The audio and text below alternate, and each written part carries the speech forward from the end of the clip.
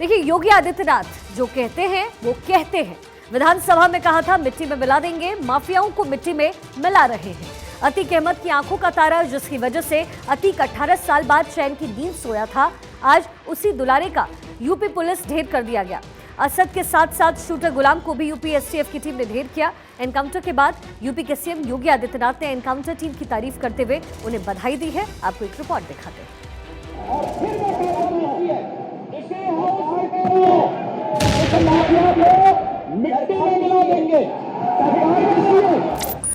उमेश पाल की हत्या के बाद उत्तर प्रदेश के मुख्यमंत्री योगी आदित्यनाथ ने विधानसभा में कहा था कि हत्यारे को बख्शा नहीं जाएगा, मिट्टी में मिला दिया जाएगा। सीएम योगी का विधानसभा में दिया वचन पूरा हो रहा है। उत्तर प्रदेश सरकार की ओर से, उत्तर प्रदेश की 25 करोड़ जनता की ओर से, और इतने बड़े अपराध को अंजाम देने वालों का हश्र तो होना ही था ऐसा, लेकिन हम सबको प्रतीक्षा थी कि वो फांसी के फंदे पे लटकते पैरवी के आधार पर। लेकिन जब उन लोगों ने पुलिस पर गोली चलाई है तो पुलिस को जवाबी कार्रवाई करनी पड़ी, जिसमें यह खूंखार अपराधी ढेर हो गए हैं। और मैं फिर से एक बार पुलिस की टीम को बधाई देता हूं। बाकी बचे अपराधी पाताल के अंदर भी घुस गए होंगे तो उनको भी खोज निकालेगी उत्तर प्रदेश की पुलिस। असद के एनकाउंटर में ढेर होने पर उमेश पाल के परिजनों ने खुशी व्यक्त की। अब देखिए बेटा, ये तो कल ही पता चल गया था कि आ गया है। अब कोर्ट में पेशी होगी तो वहाँ क्या उसका इंसाफ होता है, वहाँ तो अभी हम जाएंगे नहीं। अब ये है कि आया है, अदालत में पेश होगा, जो वहाँ उसके प्रति नियम के अनुसार फैसला होगा, जो उसको दंड मिलेगा। आप लोग की क्या आशाएं हैं, क्या चाह रही हैं? अब हम लोग अभी क्या चाह रहे हैं बेटा, जो सरकार का होगा, जो अदालत का फैसला होगा, वो उसको सुनना पड़ेगा। अब हम लोग तो वहाँ जाएंगे नहीं। प्रशासन लगी हुई है इस चीज़ के लिए। अब थोड़ा सा समय लग रहा है, क्योंकि वो आज का विधायक और सांसद नहीं रहा, पहले का था, और जो कि वो काफ़ी पैसे वाला भी रहा। तो जब तक वो ख़त्म यानी उसकी क्षति पूरी तरह से नहीं की जाएगी, तब तक उसके लड़के भी नहीं पकड़े जाएंगे, और जब क्षति होगी तभी वो पकड़े भी जा सकते हैं। न्यायालय से क्या अपेक्षाएं हैं? बस न्यायालय से ये अपेक्षा है कि उसको कड़ी से कड़ी सज़ा मिले। यूपी में अगर रहना है तो अनुशासन में रहना होगा। अपराध करना तो दूर, सोचना भी आफत हो सकता है। योगी ने बीते 6 सालों में यूपी की तस्वीर बदल दी है। प्रयागराज और आसपास के इलाकों में तूती बोलने वाले माफिया का राज अब खत्म होने के कगार पर है। उमेश पाल के हत्यारों को यूपी पुलिस एक कर निपटा रही है। कोई जेल में बंद है तो किसी को मुठभेड़ में मार गिराया गया। और अब अतीक के बेटे असद के सफाई के बाद कहा जा रहा है कि विधानसभा में सीएम योगी ने जो वचन दिया वो पूरा हो रहा है। Bureau report, Bharat 24। अब तक 4 शूटर्स ढेर। 27 फरवरी को पहला एनकाउंटर हुआ था। प्रयागराज में अरबाज को पुलिस ने ढेर किया था। दूसरा एनकाउंटर 6 मार्च को हुआ था। उमेश पर पहली गोली चलाने वाला उस्मान ढेर हुआ था। तीसरे एनकाउंटर में 2 लोगों को मार गिराया गया। असद और गुलाम को झांसी में मार गिराया गया। उमेश पाल की हत्या के बाद यूपी पुलिस लगातार एक्शन में है। अतीक के परिवार की मदद करने वाले कई अपराधियों के घर पर बुलडोजर चलाया जा चुका है।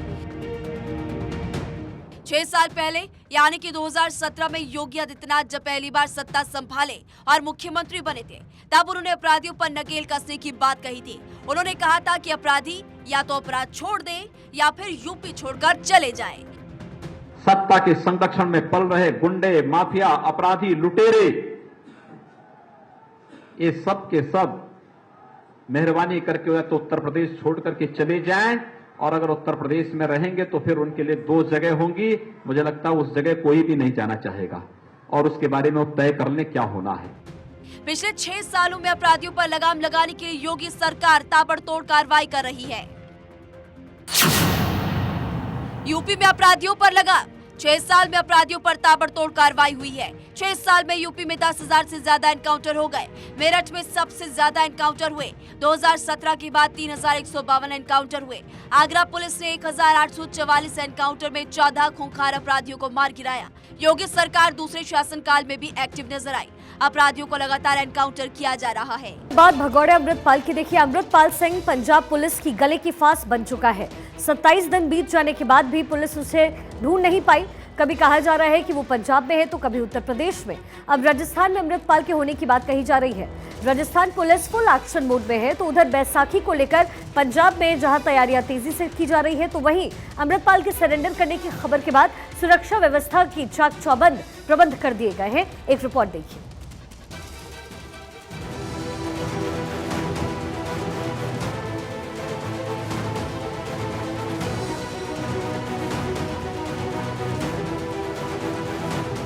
वारिस पंजाब डे का स्वयंभू प्रमुख और खालिस्तान समर्थक अमृतपाल सिंह 27 दिनों से पुलिस को चकमा दे रहा है। कभी पंजाब, कभी हरियाणा, कभी दिल्ली, यूपी में भागा फिर रहा है। पुलिस उसको पकड़ने के लिए पूरी ताकत लगा रही है, लेकिन अमृतपाल हर बार पुलिस को चकमा देने में कामयाब हो रहा है। भगौड़े अमृतपाल सिंह पंजाब पुलिस की गले की फांस बन चुका है। 27 दिन से भाग रहे अमृतपाल को पुलिस ढूंढ नहीं पाई। पुलिस को आशंका है कि अमृतपाल पंजाब के 4 प्रमुख तीर्थ स्थलों पर जा सकता है, जिसको देखते हुए अकाल तख्त, तलवंडी साबो, दमदमा साहिब, आनंदपुर के केसगढ़ साहिब और फतेहगढ़ साहिब में बैसाखी मेले तक चौकसी बढ़ा दी गई है। इनमें से किसी जगह पर अमृतपाल पहुंचता है तो उसकी गिरफ्तारी का पुलिस ने पूरा प्लान तैयार किया हुआ है। पंजाब के बठिंडा में चारों तरफ सुरक्षा व्यवस्था के चाक चौबंद प्रबंध किए गए हैं। तलवंडी साबो में तख्त श्री दमदमा साहिब के आसपास चौकसी बढ़ा दी गई है। बैरिकेड लगाकर चेकिंग की जा रही है। सीमावर्ती जिले गुरदासपुर के बटाला में पंजाब पुलिस द्वारा स्थापित विशेष चेकिंग पोस्ट पर आने जाने वाले हर वाहन की चेकिंग की जा रही है। दरअसल पुलिस को लग रहा है कि बैसाखी के मौके पर अमृतपाल सरेंडर करने की कोशिश करेगा। ऐसे में पुलिस ने चाक चौबंद व्यवस्था की हुई है। वारिस पंजाब डे के प्रमुख अमृतपाल सिंह को पकड़ने के लिए अब पंजाब पुलिस ने आम लोगों से भी अपील की। बटाला रेलवे स्टेशन पर पुलिस ने अमृतपाल के पोस्टर लगाए हैं कि अगर किसी को अमृतपाल को लेकर कोई जानकारी मिले तो उसकी तुरंत पुलिस को सूचना दी जाए। सूचना देने वाले व्यक्ति को उचित इनाम दिया जाएगा। इसी बीच खबर है कि अमृतपाल सिंह राजस्थान में छिपा है। ये इनपुट मिलते ही राजस्थान पुलिस ने सर्च अभियान शुरू कर दिया। पाकिस्तान बॉर्डर से सटे 5 जिलों राजस्थान में अमृतपाल की तलाश। श्रीगंगानगर, हनुमानगढ़, जैसलमेर, बीकानेर और बाड़मेर में बड़ा सर्च ऑपरेशन चल रहा है। इसके अलावा जोधपुर, जयपुर, कोटा में भी पुलिस की एजेंसियां चौकसी बरत रही है। सेंट्रल एजेंसियों से मिले इनपुट के आधार पर ही आशंका जाहिर की जा रही है कि अमृतपाल राजस्थान के सरहदी इलाकों में कहीं पर शरण लेकर छिपा है। ਵਿਸਾਖੀ ਦਾ ਤਿਉਹਾਰ ਹੈ ਜਿਹਦੇ ਕਰਕੇ ਸਾਰੇ ਪੰਜਾਬ 'ਚ ਪੁਲਿਸ ਅਲਰਟ ਤੇ ਹੈ ਔਰ ਕੁਝ ਜਿਹੜੇ ਵਿਅਕਤੀ ਵਾਂਟਡ ਹੈ ਉਹਨਾਂ ਦੀ ਵੀ ਭਾਲ 'ਚ ਹੈ ਜਿਹਦੇ ਕਰਕੇ ਸਪੈਸ਼ਲ ਸਾਰੀ ਪੁਲਿਸ ਫੋਰਸ ਨੂੰ ਮੋਟੀਵੇਟ ਕੀਤਾ ਗਿਆ, ਮੋਬਿਲਾਈਜ਼ ਕੀਤਾ ਗਿਆ ਔਰ ਹਰ ਜ਼ਿਲ੍ਹੇ ਦੇ ਕਪਤਾਨ ਵੱਲੋਂ ਤੁਹਾਡੇ ਜ਼ਿਲ੍ਹੇ 'ਚ ਤੁਹਾਡੇ ਮੈਡਮ ਜਿਹੜੇ ਕਪਤਾਨ ਨੇ ਉਹਨਾਂ ਦੀ ਰਹਿਨੁਮਾਈ 'ਚ ਇਹ ਇੰਤਜ਼ਾਮਾਤ ਕੀਤੇ ਗਏ हैं ताकि कोई भी एंटी सोशल एलिमेंट सड़क पे चलन तो पहला घबरावे। कुछ दिन पहले अमृतपाल का राजदार पप्पलप्रीत को पंजाब पुलिस ने गिरफ्तार किया और इसके बाद माना जा रहा है कि अमृतपाल अब ज्यादा दिनों तक पुलिस के साथ लुका छिपी नहीं कर पाएगा और पुलिस जिस तरीके से अमृतपाल को ढूंढने में जुटी है, जल्द ही अमृतपाल भी गिरफ्त में आ जाएगा। Bureau report, Bharat 24। अमेरिकी बिजनेसमैन और ट्विटर के सीईओ एलॉन मस्क का कहना है कि भारत में सोशल मीडिया को लेकर के नियम कानून बहुत सख्त है। विदेशी मीडिया को दिए गए इंटरव्यू में एलॉन मस्क ने कहा कि वो अपने लोगों को जेल भेजने की बजाय भारत के कानूनों का पालन करेंगे। यानी मस्क को लग गया है कि भारत में कारोबार करना है तो कानून का पालन करना अनिवार्य होगा।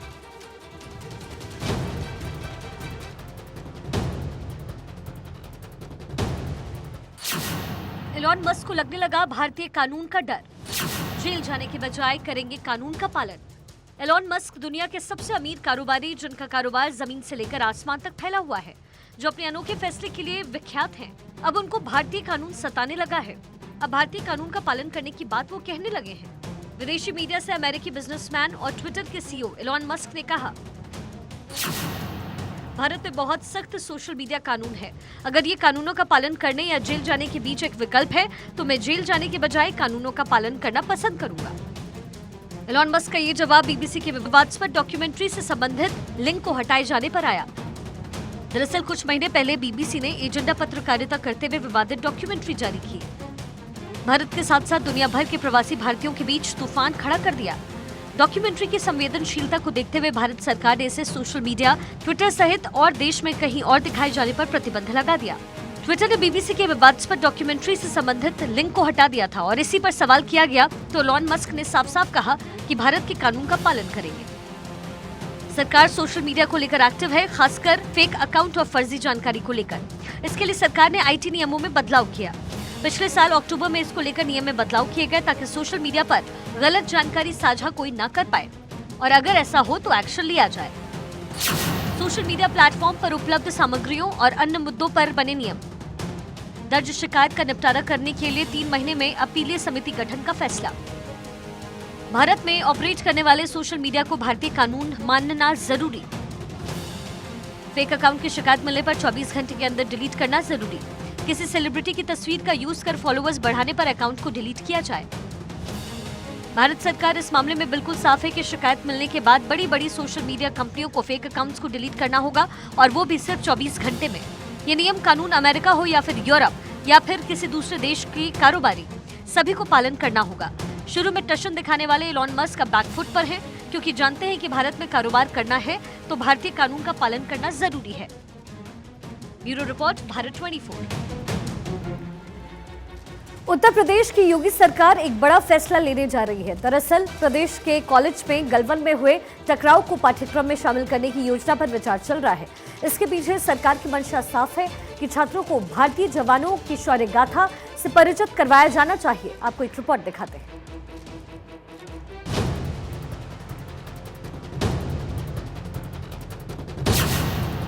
महाभारत से गलवन तक वीरों की शौर्य गाथा पढ़ेंगे छात्र।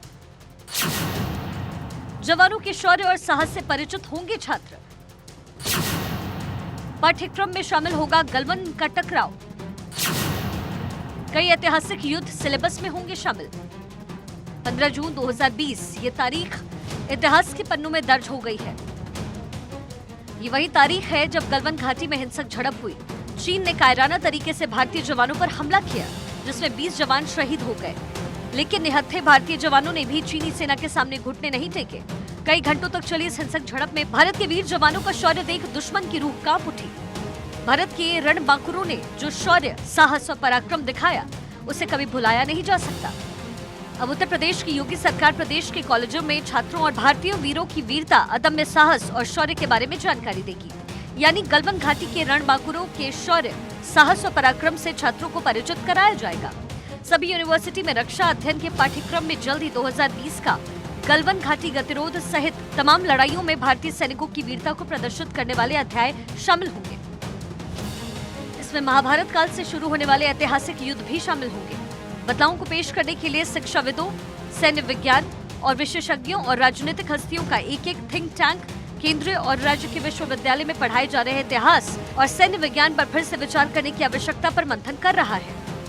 जाहिर है कि कॉलेजों में 2019 के पुलवामा हमले और उसके बाद सर्जिकल स्ट्राइक को प्रदेश के विश्वविद्यालय में डिफेंस स्टडीज के पाठ्यक्रम में शामिल किया गया है। अब भारत चीन के बीच हुए गलवान संघर्ष के दौरान भारतीय सैनिकों की वीरता को भी सिलेबस में शामिल करने की योजना तैयार की जा रही है। योगी सरकार का बड़ा फैसला, कॉलेजों में गलवान युद्ध के बारे में पढ़ाए जाने की तैयारी। महाभारत युद्ध से लेकर 1857 के सिपाही विद्रोह को विस्तार से पढ़ाने की योजना। विशेषज्ञ कमेटी की ओर से ऐतिहासिक युद्धों को रिविजिट करने का है प्रस्ताव। खबरों के सिलसिले में आगे बढ़ते हुए प्रधानमंत्री नरेंद्र मोदी ने आज भर्ती अभियान रोजगार मेला के तहत तकरीबन 71,000 युवाओं को नियुक्ति पत्र बांटे हैं। इस दौरान पीएम मोदी ने वीडियो कॉन्फ्रेंसिंग के जरिए युवाओं को संबोधित भी किया। पीएम मोदी ने साफ किया कि एनडीए और बीजेपी शासित राज्यों में सरकारी नौकरी देने की प्रक्रिया तेज गति से चल रही है और ये आगे भी इसी तरीके से चलती रहेगी। एक रिपोर्ट आपको दिखाते हैं।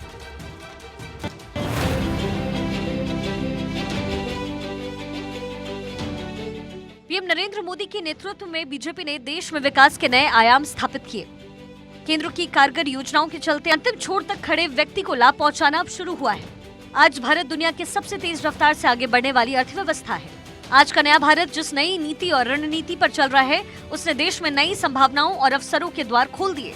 रोजगार मेला केंद्र सरकार की ओर से शुरू की गई एक ऐसी ही पहल है। सरकार का उद्देश्य है कि इसके जरिए ज्यादा से ज्यादा लोगों को रोजगार दिया जा सके। रोजगार मेला स्कीम के तहत प्रधानमंत्री नरेंद्र मोदी ने आज 71,000 युवाओं को अपॉइंटमेंट लेटर जारी किया। अलग अलग राज्यों से जुड़े इन सभी युवाओं को केंद्र सरकार के विभागों में नौकरी दी गई। देश भर से चयनित युवाओं को भारत सरकार के तहत train manager, station master, senior commercial सह ticket clerk, inspector, sub inspector, constable, stenographer, junior accountant, postal assistant, income tax inspector, tax assistant, senior draftsman, assistant professor, teacher, librarian जैसे विभिन्न पदों पर तैनात किया जाएगा। इस दौरान पीएम मोदी ने साफ किया कि युवाओं के सामने आज कई सेक्टर खुल गए हैं जो 10 वर्ष पहले युवाओं के सामने उपलब्ध नहीं थे।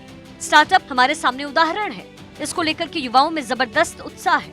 70,000 से ज्यादा युवाओं को केंद्र सरकार के विभिन्न विभागों में सरकारी नौकरी मिली है। आप सभी युवाओं को, आपके परिवारजनों को बहुत बहुत बधाई। आपके उज्जवल भविष्य के लिए अनेक अनेक शुभकामनाएं।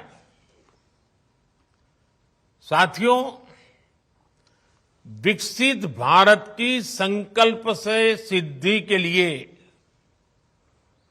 हमारी सरकार युवाओं की प्रतिभा और ऊर्जा को सही अवसर देने के लिए प्रतिबद्ध है। साथ ही पीएम ने कहा कि आत्मनिर्भर भारत गांव से लेकर शहरों तक रोजगार के करोड़ों अवसर पैदा करने वाला अभियान है। आत्मनिर्भर भारत अभियान की सोच और अप्रोच सिर्फ स्वदेशी अपनाने और वोकल फॉर लोकल से कहीं ज्यादा है। ये सीमित दायरे वाला मामला नहीं है। आत्मनिर्भर भारत अभियान गांव से लेकर शहरों तक भारत में रोजगार के करोड़ों नए अवसर पैदा करने वाला अभियान है।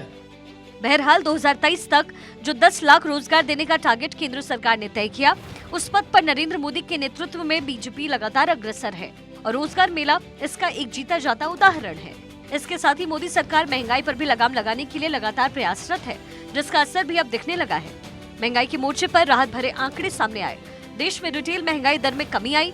रिटेल महंगाई 15 महीने के निचले स्तर पर पहुंच गई है, जो लोगों के लिए एक बड़ी राहत है।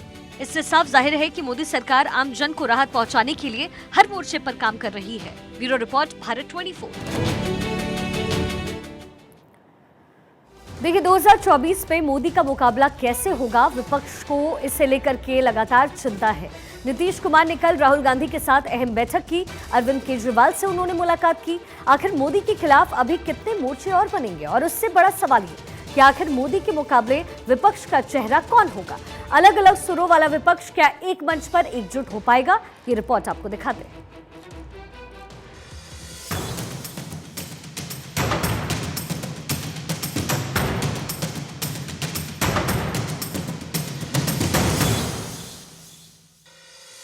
की तैयारी, कौन पड़ेगा भारी, पक्ष एकजुट, मोदी के खिलाफ कितने गुट, मोदी को मात देना मुश्किल है, मोदी के सामने विपक्ष का चेहरा कौन। देश की सत्ता पर पहली बार नरेंद्र मोदी 16 मई 2014 को काबिज हुए थे और 30 मई 2019 को दूसरी बार प्रधानमंत्री की ताजपोशी हुई। नरेंद्र मोदी ने अपने पीएम के कार्यकाल में जता दिया कि राजनीतिक इच्छा शक्ति वाली सरकार अपने फैसलों से कैसे राजनीति की दशा और दिशा बदल सकती है। ऐसे में सवाल उठता है, 2024 में विपक्ष में नरेंद्र मोदी को टक्कर कौन देगा। पिछले कुछ महीनों में लगातार देखा गया कि विपक्ष साथ आता है, फिर बिखर जाता है, फिर साथ आने की कोशिश होती है, कोई मुद्दा आ जाता है, एक धड़ा फिर अलग हो जाता है, फिर मनाने का दौर शुरू होता है, तब तक कोई और क्षेत्रीय दल नाराज हो जाता है। ये कश्मकश लगातार चलती आ रही है। कांग्रेस नेता राहुल गांधी पहले ही 2024 की रेस से बाहर हो गए। राहुल गांधी के ना होने से विपक्ष की तरफ से कई दावेदार सामने आए हैं। ऐसे में कांग्रेस पार्टी के सामने भी विपक्षी एकता को बनाए रखने और पीएम मोदी के सामने एक मजबूत चेहरा देने की चुनौती होगी। विपक्ष एकजुट क्यों नहीं? विपक्षी दलों की अपनी महत्वाकांक्षा, कई विपक्षी कर रहे पीएम पद की दावेदारी, विपक्ष का चेहरा अब भी तय नहीं। 24 में 7 चुनाव लड़ना विपक्ष की मजबूरी, अकेले मोदी से मुकाबला नहीं कर सकते। सीएम नीतीश कुमार और तेलंगाना के सीएम के चंद्रशेखर राव पिछले कुछ दिनों से पीएम मोदी के खिलाफ हमलावर हैं और नीतीश कुमार खुद को पीएम पद का दावेदार मान रहे हैं। लेकिन नीतीश कुमार के नाम पर भी एक राय बनती नजर नहीं आ रही। हालांकि लालू की पार्टी आरजेडी का समर्थन नीतीश को जरूर मिला और इसके पीछे मजबूरी है ये कि दोनों की महागठबंधन में सरकार है। साथ ही इसके पीछे लालू की रणनीति भी मानी जा रही है। दरअसल लालू यादव केंद्र की राजनीति में नीतीश कुमार को आगे कर बिहार में तेजस्वी के लिए जमीन तैयार कर रहे हैं। वहीं दूसरी ओर देश में थर्ड फ्रंट बनता हुआ नजर आ रहा है। हाल ही में यूपी के पूर्व सीएम अखिलेश यादव ने पश्चिम बंगाल की मुख्यमंत्री ममता बनर्जी से मुलाकात कर थर्ड फ्रंट की वकालत की थी। जानकारों की माने तो वर्तमान स्थिति में इस फ्रंट की स्वाभाविक नेता ममता बनर्जी हैं। लेकिन राहुल गांधी की अनुपस्थिति में क्या 2024 के पीएम कैंडिडेट के लिए जो बाकी दावेदार हैं वो ममता के नाम पर सहमत होंगे? उधर मायावती एकला चलो की राह पर चलती दिख रही हैं। वो पहले ही साफ कर चुकी हैं कि किसी पार्टी के साथ बसपा का गठबंधन नहीं होगा।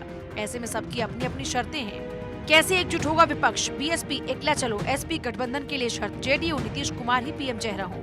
आइए इन तमाम पार्टियों की राजनीतिक ताकत पर नजर डालते हैं। ओबीसी ईबीसी वोटरों पर पकड़ जेडीयू की और बिहार में सरकार। समाजवादी पार्टी यादव मुस्लिम वोटर्स पर पकड़, यूपी में मुख्य विपक्षी दल। बसपा दलित वोटर्स में दबदबा, यूपी में सांसद। नीतीश कुमार लगातार विपक्षी एकता को धार देने की कोशिश में लगातार लगे हैं। 2024 से पहले नीतीश बाबू सभी विपक्षी दलों को एकजुट कर मोदी सरकार से मुकाबला करने की तैयारी कर रहे हैं। इसी कड़ी में बीते दिन दिल्ली में विपक्षी नेताओं के बीच मुलाकातों का दौर चलता रहा। 2024 से पहले विपक्ष में जो फूट नजर आ रही है उस पर बीजेपी भी हमलावर हो गई। केंद्रीय मंत्री गिरिराज सिंह ने कहा कि विपक्ष में हर कोई प्रधानमंत्री बनना चाहता है, लेकिन उन्हें यह भी पता होना चाहिए कि साल 2024 के लोकसभा चुनाव में पीएम का पद खाली नहीं। व्याकुल भारत के लोग हैं और सबके मन में प्राइम मिनिस्टर बनने का है। नीतीश कुमार उसमें प्रबल हैं, तो ये जा रहे हैं मिलने के लिए। खड़गे साहब की खुशामद कर रहे हैं। राहुल गांधी से बड़ी मुश्किल से अपॉइंटमेंट मिला। लेकिन एक चीज़ जान लीजिए, नीतीश कुमार जी के वो गाना नहीं है, दिल की अरमा आंसुओं में बह गए। 2024 का पद खाली नहीं है और इनकी राजनीतिक दुर्गति होना अभी बाकी है। बहरहाल मोदी की लगातार बढ़ती लोकप्रियता के सामने विपक्ष अब भी बहुत छोटा है। विपक्ष किसी भी नेता को वो रुतबा नहीं मिल पाया जो मोदी को टक्कर दे सके। ऐसे में 2024 में मोदी को टक्कर देना फिलहाल विपक्ष के बस से बाहर की बात। सवाल ये भी कि बिखरी विपक्षी एकजुटता में अगर कांग्रेस विपक्ष के किसी चेहरे पर राजी हो भी जाती है तो विपक्षी दलों के अंदर क्या उस चेहरे पर मुहर लगेगी? Bureau report, Bharat 24। देखिए, जॉर्ज सोरोस को भारत में विवादित माना जाता है और उस पर भारतीय लोकतंत्र को तोड़ने के आरोप लगातार लगते रहे हैं। लेकिन इसी बीच जॉर्ज सोरोस को लेकर के एक बड़ा खुलासा हुआ। एक रिपोर्ट के मुताबिक जॉर्ज सोरोस को भारत से करोड़ों की फंडिंग हुई। अब बड़ा सवाल यह है कि भारत के दुश्मनों के पास आखिर देश का पैसा कैसे जा रहा है। आपको रिपोर्ट के जरिए दिखाते हैं। भारत के दुश्मनों के पास कैसे जा रहा देश का पैसा। UNDEF को देश का चंदा, बढ़ रहा सोरोस का धंधा। देश से नफरत का बाजार, सोरोस की दुकान तैयार। भारत के लोगों की गाढ़ी कमाई का पैसा देश के दुश्मनों के पास जा रहा है। 140 करोड़ लोगों की खून पसीने की कमाई का हिस्सा देश विरोधी ताकतें डकार रही है। और ये हम नहीं कह रहे। दरअसल अरबपति कारोबारी जॉर्ज सोरोस को लेकर एक बड़ा खुलासा देश के एक बड़े अखबार ने किया जो हैरान करने वाला है। हालिया जानकारी के मुताबिक जॉर्ज सोरोस के संगठनों को भारत से भी फंडिंग मिलती है, वो भी बीते कई सालों से। जाहिर है कि सोरोस का संगठन भारत में निगरानी सूची में है, लेकिन इसके बावजूद भारतीय चंदा उनके संगठन तक लगातार पहुंच रहा है। हालांकि सोरोस अपने विवादित बयानों के लिए जाने जाते हैं। आइए सबसे पहले जानते हैं जॉर्ज सोरोस है कौन।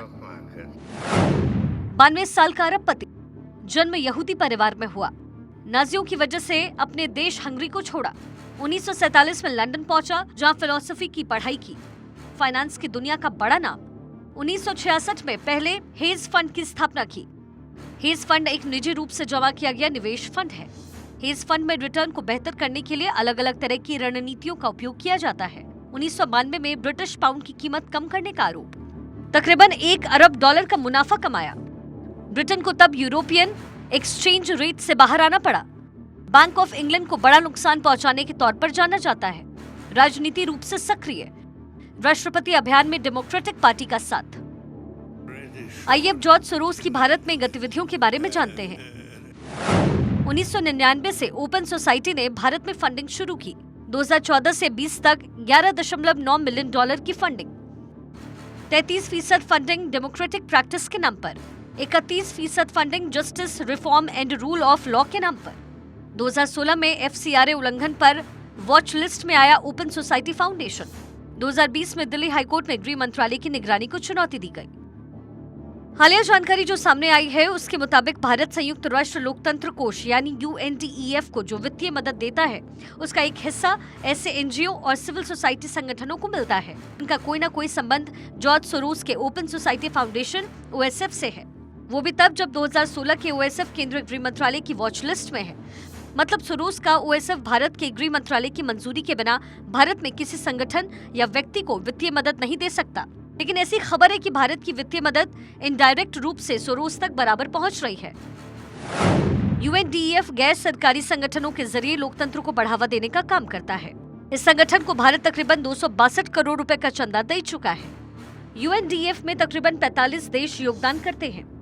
सबसे ज्यादा योगदान करने वाले देशों में अमेरिका, स्वीडन और जर्मनी के बाद भारत है। इसी तरह का संगठन है जॉर्ज सोरोस का ओपन सोसाइटी फाउंडेशन यानी OSF।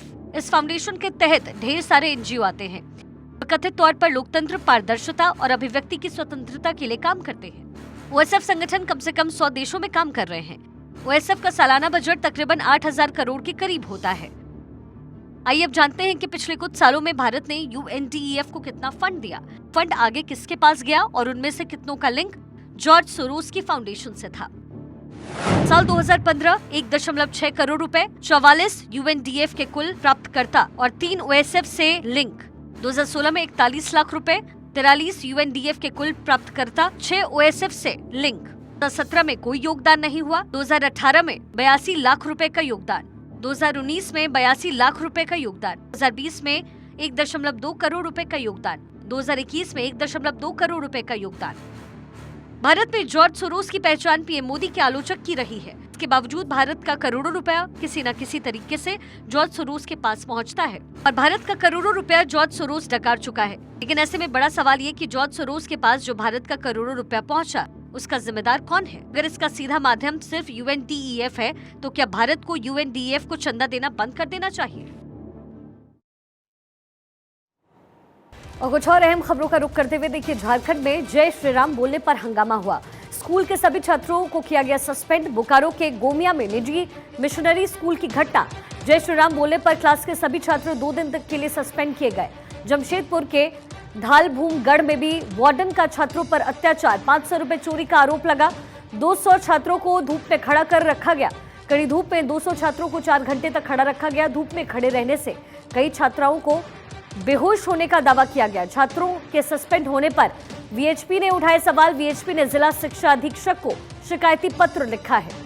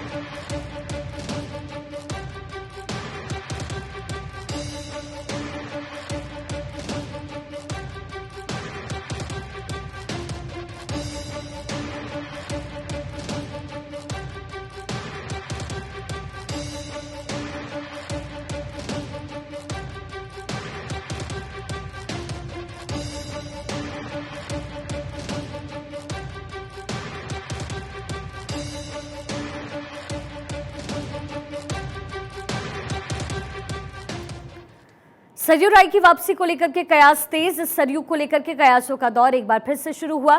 बीजेपी में फिर से लौटने के कयास। रामनवमी के मौके पर बढ़ा था तनाव। जमशेदपुर में हुए सांप्रदायिक तनाव के सिलसिले में गिरफ्तारी। पुलिस ने भाजपा नेता अभय सिंह को किया था गिरफ्तार। सरयू राय पुराने संबंधों के कारण अभय सिंह से थाने में मिले थे। उन्होंने अभय सिंह की गिरफ्तारी की भी निंदा की। तभी से लग रहा था ये कयास कि उनकी होने वाली है घर वापसी।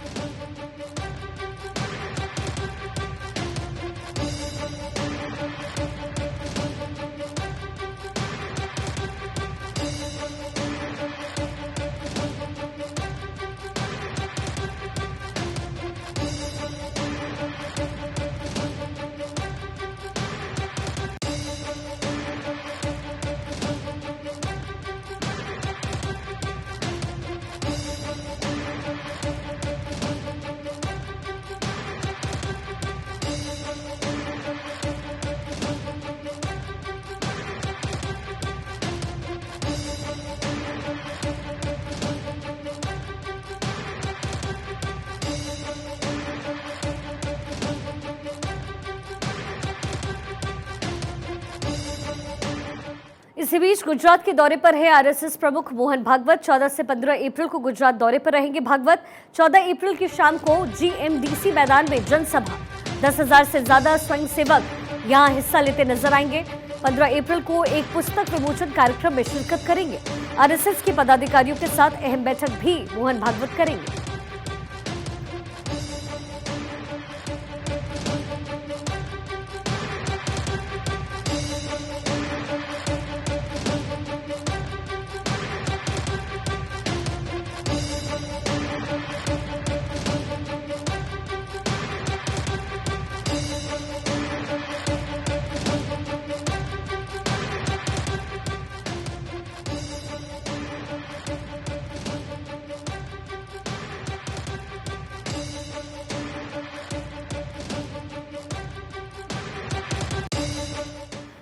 और इसी के साथ अखंड भारत में आज के लिए बस इतना ही। फिर होगी आपसे मुलाकात, तब तक के लिए मुझे दीजिए इजाजत। और देश और दुनिया की हर छोटी बड़ी खबर के लिए आप देखते रहिए भारत 24।